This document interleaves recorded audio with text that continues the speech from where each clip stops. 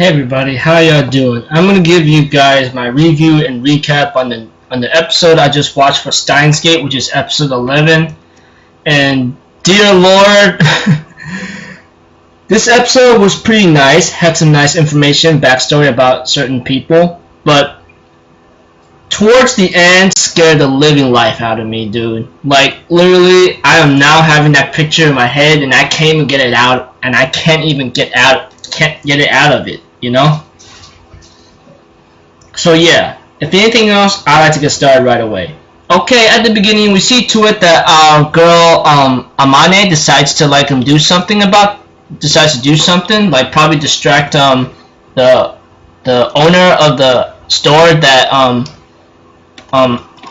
that Kilma's, like, trying to investigate. And of course, like, after something about his assistant doing some kind of, like, experiment after, like, turning on the microwave or so, possibly, or something else, Kilma turns out, somehow a screwdriver hits the remote and turns off the TV, and the shaking stops. When Kilma turns it on, the shaking begins. Turns it off, shaking stops. Turns it on, shaking begins.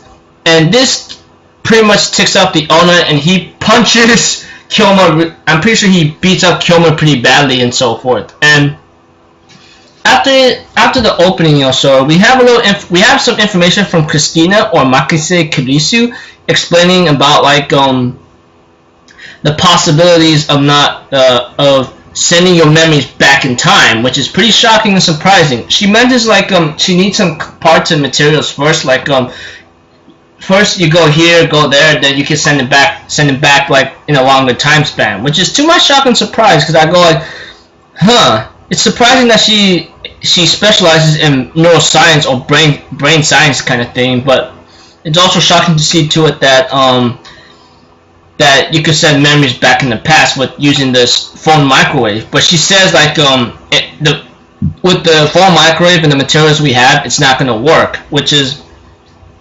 pretty confusing, because if you send in emails and go back in time, why does that work exactly? Which is something, like, I also question about. But usually, like, I think that might have been answered many episodes back, but I was still, like, confused here and there, you know? So if anything else, please forgive me if I still ask these simple questions that might have been answered already. But eventually we see to it that Kilma, along with Mayuri or Mayushi, ends up talking to each other about, like, why can't they just use D-mails? But Kilma warns Mayuri, like, you don't understand. Like, every time we send a D-mail or use a D-mail, everything becomes more chaotic. You realize that, right? And that is pretty much true. Like, after using the D-mail a couple times here and there, a lot of things in other places have been having a lot of changes. And something about, like, having some talks with some memories here and there and so forth, which is too much confusion. I think in my mind, okay, what's this got to do with anything? But I think it might have some connection, so that's a bad mistake on my part, so I don't even know myself. Pretty pathetic of me. Anyways, as the episode progresses with its own procedure, etc., we see to it that we meet our lab member 005, or Moeka, you know, which is known to be Shining Finger. She ends up talking to Kilma and Mayuri about, like, what they've been doing, you know, and Mayuri ends up blowing out about something secretive about, like, memories here and there, which is to the annoyance of Kilma very much. And Shining Finger or Moeka decides to take a leave after asking about memories here and there, you know. And of course, there's a little scene about Amane and the store owner's daughter talking to each other, and then they go like, oh, I apologize if my father's been a little rough with you. But Kilma tells the daughter, like, hey, I've been causing trouble for your father, so we could consider this even. As usual, like, Kilma is ready to still continue his job, maybe to grab some parts and materials for Christina or Makise Kirisu, but Amane gives a little hint to Kilma. She ends up saying Makise or Christina is working for CERNs, which is to my shock and surprise, and I go like, is that even true or what? I don't know, but guaranteed the heck it's not funny, because Servants have been an organization that has been mentioned a lot in the episodes I've been watching. If you guys remember recently, Servants has been mentioned a lot, and it looks like they play a major vital role in the series just by me looking at it or hearing it. Not only that, Kilma was very worried about this, so he ended up sneaking on Christina, sees what she's doing, going to some channel or something, making a blog or something, saying a couple things, and this embarrasses Christina very much, and she ends up being upset, blah blah blah, but it wasn't much of a big deal for her. Well, eventually it was, but who knows. Eventually, she decides to talk to Kilma about some serious issues with her father or something, and they talk at a playground or something. And she explains, like, back then, when she was little or something, she ends up having some kind of rival or some kind of rival with her father, but not as a family member nor scientist, just a rival in general. This happened when she actually listened to her father's complicated physics studies, and she ended up memorizing and understanding it at the time she was in middle school, which is to my shock and surprise, because I go like, for a kid to understand some complicated science stuff, I'm pretty sure like she could rise up pretty quickly through the struggles and so forth with that kind of knowledge.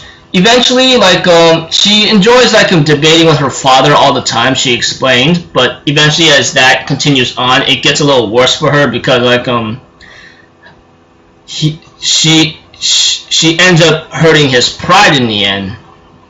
And after that, her father even asks her before he leaves her or left her or possibly not talk to her anymore, like, do you pity me? Do you look down at me? That kind of thing. And I'm thinking in my mind, whoa, now things are just getting out of hand here. But Kilma, on the other hand, decides to continue with the experiment with Christina's backstory explained to him. So he goes like, hey, you know what? We're going to do this, I'm going to make sure you get this down right, and then we're going to get the money, and we're going to go visit your father, and I'm going to try to, like, tie this all up, which is unnecessary or not really going to happen, but it could happen. Don't really know what this guy can do, but he has ways of solving some issues here and there. Christina, on the other hand, was just laughing it off here and there, but she ends up going like, as a mad scientist you are self-proclaimed whatsoever, you could be a little nice here and there, but I warn you, I'm going to drag you down with me wherever I go. And Kilma has no problem with that, and I'm thinking in my mind, well, the guy has ways of doing things as much as anyone else can do. Eventually, as the episode continues with this procedure, we see to it that Mayuri has a couple of materials in her hands, which is pretty heavy for her to even carry. But eventually she makes it to the house, and we have Christina and Kilma actually having an argument about like eating some pudding or some food that's not supposed to be there. She even says like she even put her name on it, but Kilma's like, you should have put Christina instead, that way I would have known, blah blah blah. But the argument intensifies further here and there, and Christina is not willing to leave because Kilma's the one eating a lot of stuff and ruining things. And Kilma says, hey, I'm part of this lab right here. It's my soul, so I don't know what you're saying. And later on, he is forced to become an errand boy to go grab a couple things. And she's like telling Kilma, hey, I'm going to tell you this right now, okay? I expect replacement and apology. And then he sends a message back saying, stop being cocky and so forth, blah blah blah, my assistant. And then Christina's like, I'm not being cocky. And later on, he ends up grabbing some materials while Christina and Mayuri are like taking a shower and then trying to hurry up before like when they get back. And Kilma's grabbing a couple things, and he ends up getting a message. And this time, it says, you know too much, which is possibly the same person that sent the message like, I'm watching you in yesterday's episode I watched on Saturday. And the more freaky thing than a red jello and looking like a thread is a freaking chopped off head with the blood and shots there. And it looks like a baby's head or a child's head. And I'm thinking in my mind, whoa, dude, the moment I saw that image, I was freaked out like,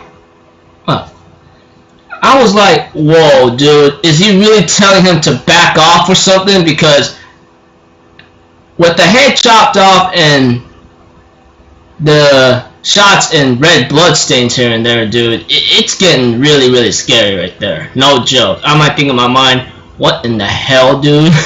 Dude, I literally freaked out the moment I saw that image right there.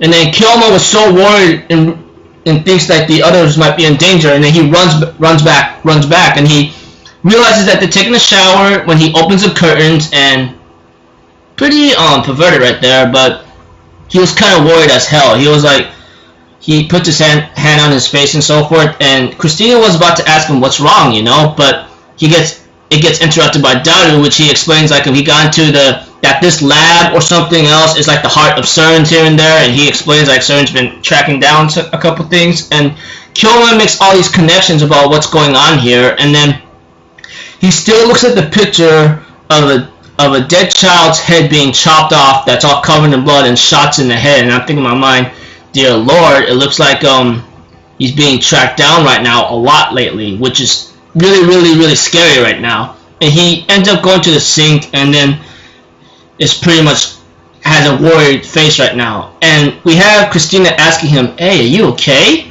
He goes like, it's fine, it's nothing. And according to the face of what's been given to him, it's not fine, because if this is the same person that's sending him these messages telling him, I'm watching you, you know too much, sending a red jello and a chopped off dead child's head, then pretty much it's not cool. Whoever this person is, he's pretty much keeping an eye on Kilmer with what he's doing, along with the knowledge he's acquiring. So overall, this episode was pretty nice, you know. It had some relaxing moments, some information and backstory about Christina here and there, and possible that she might be working for Steins, that Amani says, though we don't know that exactly. Though it might be explained, or it could be the answer might be there. Next time I watch another episode, which will be next week or so, next weekend. But guarantee the hell right now, it's getting freaking scary right now. That's one thing I'm gonna tell you. It is very, very scary for the meantime. One thing for sure, like that picture freaked me out. Don't know what's gonna happen, but I was told once episode 12 starts, it gets really, really crazy. That's for sure. So I'm just gonna leave it at that, people. I'll see you guys in my next video. Until then, I'm Alpha Zero. Have a good day, and I'll see you guys next time. All right, peace out. Bye bye.